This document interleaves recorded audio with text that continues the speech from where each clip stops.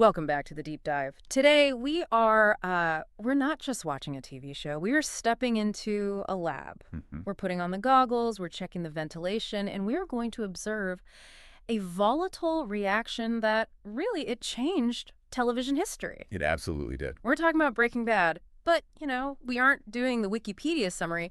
We're stripping this thing down to its elemental components to figure out why this specific story about this sad man in his underwear gripped the world so tightly. It really is a phenomenon. And, the show tells us exactly how to watch it right in the very first episode. Right. There's that scene where Walter White, our hero, and I'm using that word very, very loosely, is standing in front of his bored high school chemistry class. So bored, yeah. And he's trying to explain what chemistry actually is. He says it's technically the study of matter, but he says he prefers to see it as the study of change. Right.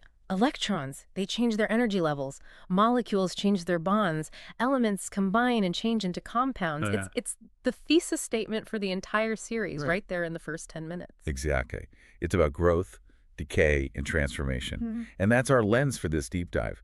We're observing a human experiment. We're taking a stable compound, this mild-mannered teacher, applying heat and pressure, and we're just going to watch him recrystallize into something completely different, something toxic, but also, weirdly, something pure. Recrystallize. I love that. Because crystals are hard. They have a structure. And the Walt we meet at the very beginning, he's soft, he's porous. Completely. So let's set the apparatus for this experiment. We're focusing specifically on season 1 today. And it's interesting, right? Because season 1 is so short, it's only 7 episodes. Which was a total accident of history. There was that massive writer's strike happening at the time. Oh, right. I forgot about that. Yeah, and the creator, Vince Gilligan, he originally planned for a much bloodier, faster-paced finale where Jesse Pinkman was actually supposed to die. No way. Yeah, but the strike forced them to cut it short. They had to slow everything down, and that accident, it created this perfect, tight, claustrophobic narrative arc. It turned the season into a pressure cooker instead of, just another action show. That is wild to think about. If Jesse dies in season 1, the whole chemistry of the show, pun intended, it just falls apart. Their dynamic is the core reaction. Is the entire show. Okay, so let's look at our reactants in this this controlled experiment. You've got Walter White. The primary reactant. He's 50 years old. He's a high school chemistry teacher, but he's basically a genius who missed the boat. Totally. He has a Nobel contributor plaque on his wall, but he's making ends meet scrubbing tires at a car wash. He is overqualified, underpaid, and simmering with this low-level resentment. And then you have the secondary reactant, Jesse Pinkman. Just a former student. A total burnout. He wears clothes that are 6 sizes too big. He says, yo, like it's punctuation. Right. If Walt is order and repression, Jesse's chaos and expression, and then you have the environment, you can't have a reaction without a vessel. Right. And the vessel here is Albuquerque, but more specifically, it's a life under crushing financial strain. A pregnant wife, Skyler, a son, Walter Jr., with cerebral palsy, and, a U.S. healthcare system that basically turns mortality into a math problem. That's the friction. That's the heat source. But you need a catalyst. The show gives us the cancer diagnosis almost immediately. Inoperable lung cancer.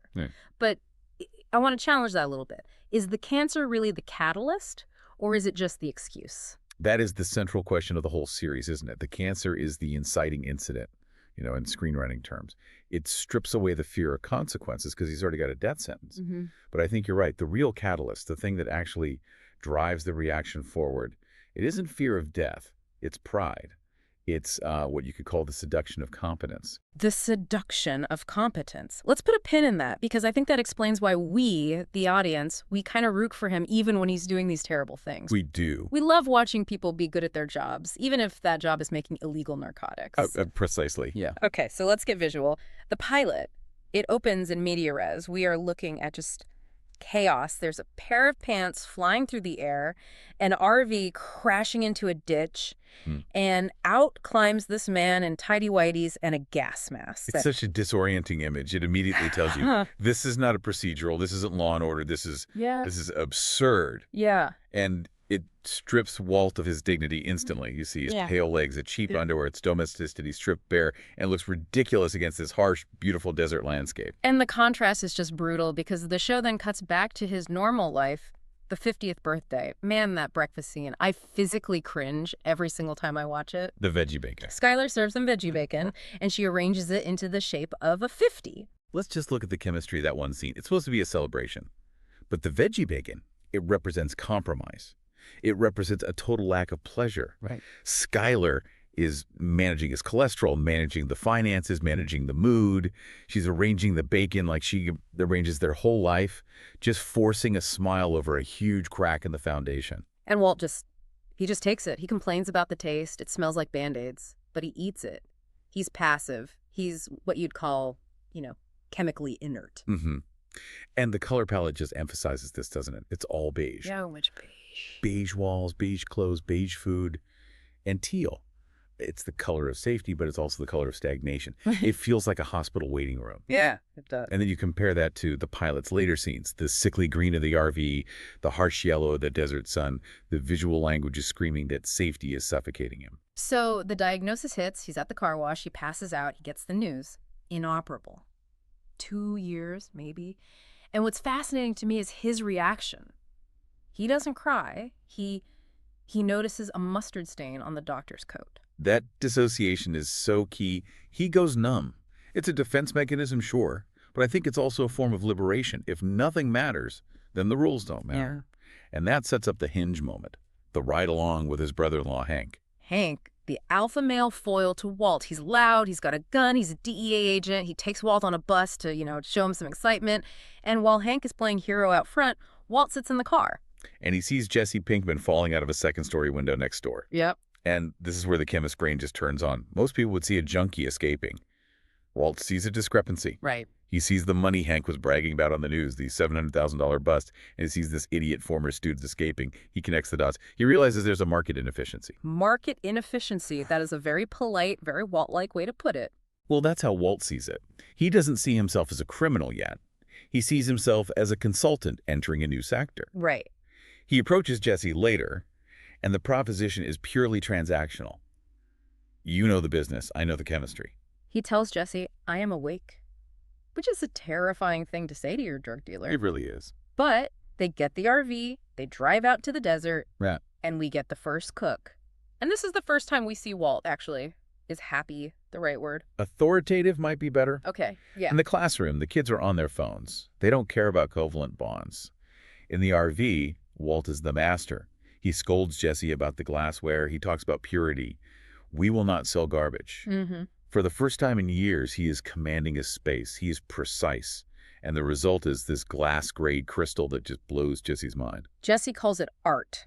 But art attracts critics. And in this case, the critics are Crazy 8 and Emilio, the local distributors, who think Jesse is snitching. And they show up at the cook site. Guns are drawn. This could have been the end of the show right there. It really could have. And here is where we see the first glimpse of Heisenberg, oh, even if he doesn't have the name yet. Walt is under the gun, literally. They are going to kill him. So he offers to teach them the recipe in exchange for his life. But he's not teaching them meth. No, he's improvising a weapon. The red phosphorus. Right. He grabs the red phosphorus, he throws it into hot water. In the confined space of that RV, that creates phosphine gas. Which, for those of us who aren't chemists, is bad. It's incredibly toxic. It's similar to mustard gas. It just attacks the respiratory system immediately. It burns the eyes, the throat, fills the lungs with fluid. It's a horrific way to die. Wow. Walt knows exactly what the stoichiometry of that reaction is. He traps them inside and holds the door shut while they choke. And the framing of this is so important. He's panting, he's terrified, he's still in his tighty-whities. We view this as self-defense. It's survival. He didn't murder them. He scienced his way out of a death trap. Exactly. The show gives us a moral pass. We say, well, he had to do it. But then look at what happens immediately after. He goes home. He crawls into bed with Skyler. And the adrenaline is still just pumping through his system. The sex scene. Yeah, it's not romantic. It's aggressive. It's almost like he's trying to prove he's still alive. It's the first time he's initiated intimacy in who knows how long. Yeah. That brush with death and the power of taking a life or nearly taking it has jump-started his libido. It's the first clue that Walt isn't just doing this for the money. He's getting a high from the chaos. Which leads us directly into the consequences because, chemistry is about transformation, but physics is about reaction. For every action, there is an equal and opposite reaction. Yeah. And in this case, the reaction is a dead body in an RV and a guy who won't die in the basement. This is episodes 2 and 3, which I think are the darkest episodes of the season, maybe of the whole series. They have to dispose of Emilio's body. Yeah. And that's where we get the bathtub scene. Oh, God. The bathtub. This is the scene that taught a generation of TV watchers about hydrofluoric acid. And it's a perfect metaphor for competence versus chaos. Yeah. Walt gives Jesse very, very specific instructions. Buy a polyethylene bin. Why? Because HF doesn't eat plastic, but it eats everything else. Oh. It attacks silicon dioxide, glass, ceramic, rock. But Jesse, Jesse's Jesse. He can't find the bin. He's stressed. He thinks, I have a bathtub, that's a bin. He pours the acid, he throws Emilio in, and then we just wait. And then the ceiling collapses. That sound, that wet, heavy crash. And the slurry of red organic matter and porcelain raining down into the hallway. It's so gruesome, absolutely. But let's look at the symbolism. You mentioned earlier the domestic sphere. You have this beige, safe hallway, and suddenly the consequences of their crime literally crash through the ceiling and contaminate the home. Precisely. It's the moment the two worlds collide. You can't just keep the criminal underworld in an RV. It will leak. It will eat through the floorboards. And watching Walt and Jesse clean it up, it's pathetic. They're not kingpins. They're janitors of their own disaster. And meanwhile, they have an even bigger problem. Crazy 8 survived the gas. He's locked in the basement with a bike lock around his neck. And this, for me, this is the moral pivot point of the entire season. For sure. Walt doesn't want to kill him. No, he really doesn't. This is where we see the last vestiges of the good Walter White. He makes sandwiches for the guy. He cuts off the crust. Which is such a specific dad-like detail. It's almost tender in a weird way. It is. He sits on the stairs and talks to him. They actually bond over a shared history of buying cribs at the same furniture store. It humanizes the monster in the basement. Walt is looking for any excuse to let him go. He even makes a pros and cons list. The list, Judeo-Christian principles, is on the don't kill side. Right. He will kill your entire family is on the kill side. He's trying to solve murder like it's a math equation. But the equation doesn't balance until the broken plate. Walt collapses on the stairs. He shatters the plate. He cleans it up. But then, and this is so Walt, he reconstructs the plate to check if he got all the pieces. And one shard is missing. That long, sharp piece. That moment is just heartbreaking. You see Walt's face drop. He realizes Crazy 8 has palmed the shard. If Walt unlocks that bike lock, Crazy 8 is going to stab him in the neck. The choice has been removed. So it's no longer murder, it's kill or be killed. In his mind, yes. But the way he does it, he goes back down. He asks Crazy 8 where the piece is. Yeah. And then the bike lock. He strangles him. It's visceral. It takes a long, long time. Walt is crying, saying, I'm sorry, I'm sorry. This isn't some cool action hero moment. It's a tragedy. It is. It's the death of Walter White, the teacher. The phosphine gas was panic. This was intimate violence. And the precipitate has formed. You can't unring that bell. And while all this horror is happening in the basement, the pressure upstairs is mounting. We have to talk about Skyler. She gets a lot of hate from a certain section of the fan base, but I think season 1 Skyler is actually incredible. She's a detective. She absolutely is. She knows something is wrong. Walt is coming home late, acting weird, taking these mysterious phone calls. She traces the number. She finds out who Jesse Pinkman is. She doesn't just sit there.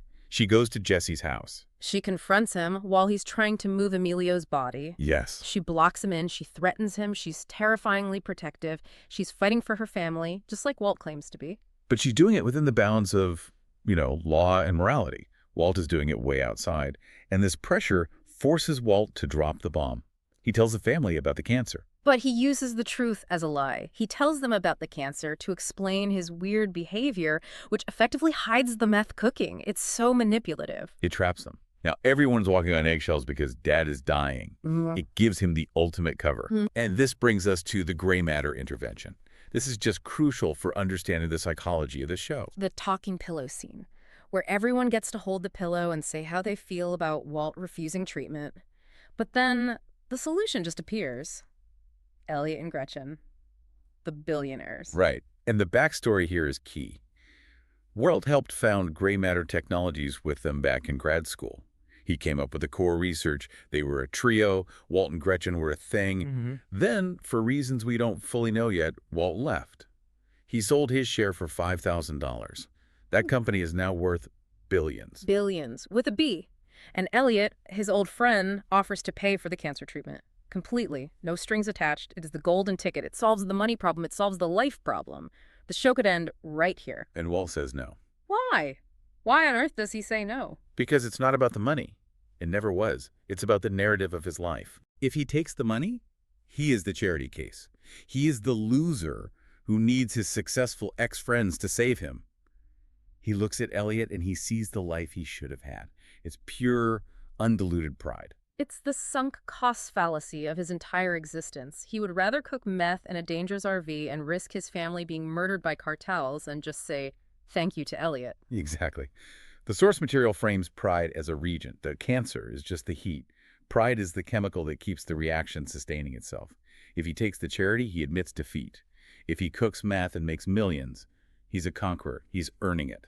Even if the currency is blood, that is such a dark realization. The villain isn't the cancer, it's his ego. And that ego needs a costume. Which brings us to the transformation. We're moving toward the end of the season now. Episode 6, the hair comes off. The chemo is making it fall out, so he shaves it. But it's not just practical, is it? When he looks in the mirror, the guy staring back isn't Mr. White anymore. He looks meaner. The skull is exposed. He looks aerodynamic. He's shedding that soft, beige exterior. And he needs to, because the stakes have just escalated. Jesse tried to sell their meth to a new distributor, Tuco Salamanca. Oh, Tuco. And Tuco.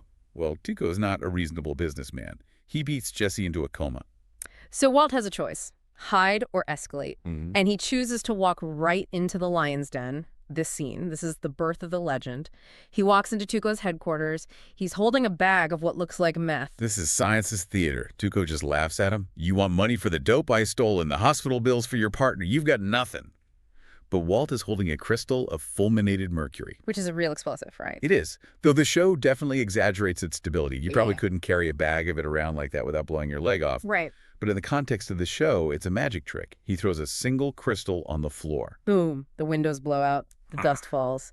Tuco's coughing, stunned. He's actually impressed. He respects the violence. That's the key. Tuco speaks the language of violence. Walt just proved he is fluent in it. He weaponizes intellect. He creates leverage out of nothing but chemistry and bluffing. And then the question, Tuco asks, who are you? And Walt doesn't say Walter White. He says Heisenberg. Why that name? Werner Heisenberg, the theoretical physicist. He's famous for the uncertainty principle. The idea that you cannot simultaneously know the position and the momentum of a particle. By taking that name, Walt is telling us, you think you know me. You don't. I am uncertain. I am unstable. I am dangerous. And he walks out to his car. He's got a bag of cash. He's alive. And he goes wild. He's screaming in the car. He's pounding the steering wheel. That moment is the competence high. It's addictive. He just stared down death and won. The dopamine rush from that is better than any meth he's cooking. He isn't just surviving anymore. He's vibrating with power. Which leads us to scaling up. They have the deal with Tuco, but they need to produce massive amounts of product. They need methylamine. And this gives us the great heist episode. This is what some critics call competence porn. We just love watching them solve problems. We do. They need to break into a warehouse. Right. Do they use C4? Do they ram a truck into it? No. They use chemistry. Thermite, rust, and aluminum powder. Simple, elegant, and extremely hot. It melts through the lock like butter. And watching Walt and Jesse execute this heist, they are a machine. When the task is clear, when it's just A plus B equals C, they bond. They are true partners. It's the only time they truly get along, when they are actively committing felonies. Right. But the show loves to contrast this competence with the messiness of their personal lives. While they're stealing chemicals, you have Skyler having a baby shower, and you have Marie, Skyler's sister, stealing a tiara. The Marie shoplifting subplot is so interesting. It seems trivial, but it's a reflection. It's like a control group in our experiment. Marie steals because she feels out of control. Walt cooks for the exact same reason. They are mirrored behaviors, just on vastly different scales. It reinforces that theme of Breaking Bad. Everyone has a breaking point where they deviate from the rules just to feel something. So as we look back at these 7 episodes, the arc is just, it's incredible. We started with a guy who couldn't even control the bacon on his plate. We end with a guy who is blowing up offices and robbing chemical warehouses. And believing he is untouchable. That's the scary part. Yeah. Let's get into the thematic analysis to wrap this up. We've talked about pride. We've talked about chemistry as change. But I want to talk about the moral calculus. The show kind of tricks us. It does. It poses a question. Is necessity a moral solvent? Does the fact that you are dying and need to provide for your family, does that dissolve the difference between right and wrong? Walt keeps saying it, I'm doing this for my family. He uses it like a shield. But the show reveals the truth very, very early on. Mm-hmm. If he was doing it for his family, he would have taken the gray matter money. Mm-hmm. That was the safe, guaranteed way to provide for his family. By choosing the meth, he chose himself. He chose his own legacy over their safety. That shift happens so subtly that you almost miss it. The question moves from, is this right, to, can I get away with it? And then it moves to, can I do it better than anyone else? And that desire for mastery is the trap. The lab is the only place Walt is a king. Everywhere else, he's a dying man. In the lab, he's a god. Who would ever want to give that up? I also want to touch on the audiovisual landscape before we go. We mentioned the colors, the beige versus the green, but the sound design in season 1 is so underrated. Oh, absolutely. There's that constant low-frequency hum in the meth cooking scenes. It's menacing. And the ticking clocks. Every time Walt is at home, there's a clock ticking. Oh, It's yeah. a reminder of the cancer, of the deadline. But in the lab, Yeah. it's just the hiss of the burners. Time stops in the lab. And the blue meth we see at the very end of the season. The blue is the brand. It represents purity, sure, but it also represents the supernatural quality of Walt's product. It's not just drugs, it's magic. It seduces Jesse, it seduces the buyers, and it definitely seduces Walt. So the legacy of season 1, it's a tight, perfect arc of corruption. It is. It teaches us that competence can be way more seductive than goodness. And it shows that a man who believes he has nothing to lose is the most dangerous element in the universe. Walt begins the season believing he is invisible. He ends season 1 believing he is inevitable. But as any chemist knows, you can't increase pressure indefinitely. Eventually, the vessel cracks. And that is where I want to leave you, the listener. We know where the show goes. We know the monster Walt becomes. But think back to season 1. When was the exact moment you realized Walt wasn't just trying to live, but was trying to matter? Was it the ride-along? Was it the first cook? Or was it when he walked away from that explosion with a bag of cash and a smile? It's a frightening question to answer honestly because if we're honest, we were cheering for him. We absolutely were. Next time, we are diving into season 2, where the pressure rises, the plane crashes, and the byproducts start to stain everything. Thanks for listening to The Deep Dive. See you then.